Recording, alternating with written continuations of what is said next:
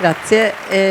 How do you see the development of virtual reality in terms of the cinematographic experience? Because so far, at least, it's limited forcibly to a few people, because you can come to the cinema and see what you see when you're wearing the big glasses. So will it grow, or will it always have its own niche? I believe that virtual reality is just an extension of the cinematic language. It's another tool to tell a story, of storytelling. So we combine technology and storytelling probably to entertain people, and it's more effective to young people, for my experience, because through this tool of virtual reality, the kids or the young, people, the students, they can try, they can have fun for like 10 minutes, but at the same time, they can learn maybe an argument, or in this case, a legendary figure that probably they didn't know before.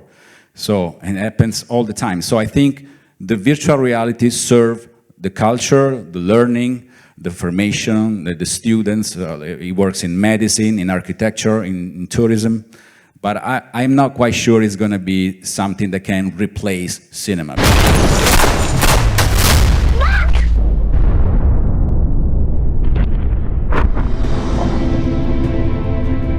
Salvation lies in oneself. All virtue and evil will have their effects in this life or the next. But if you make merry, pray for clarity, and perform good acts, then suffering ends, and you live forever free.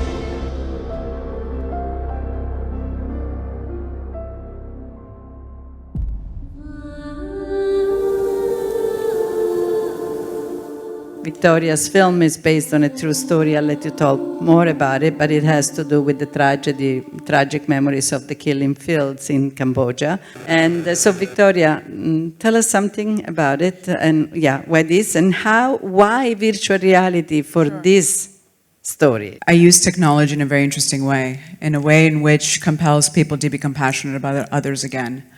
I saw after COVID, the closure of theaters substantially change our ability to be impacted by films, by investing ourselves, our emotions, and our beings into that storyline.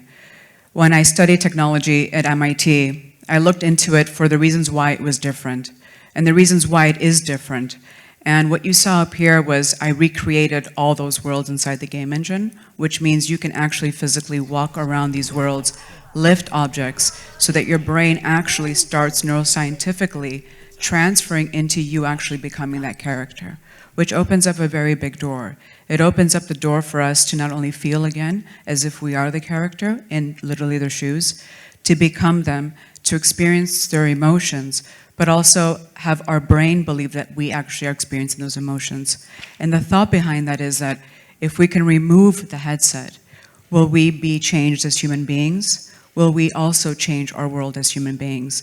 And that is the number one reason why I chose the technology, why I made it interactive, and not only just an immersive film. I wanted you to be in the world, I wanted you to experience the world, and I wanted to make that story your own.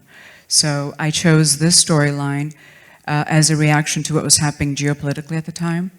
The Syrian refugee crisis was happening in Syria. We saw what happened in Ukraine.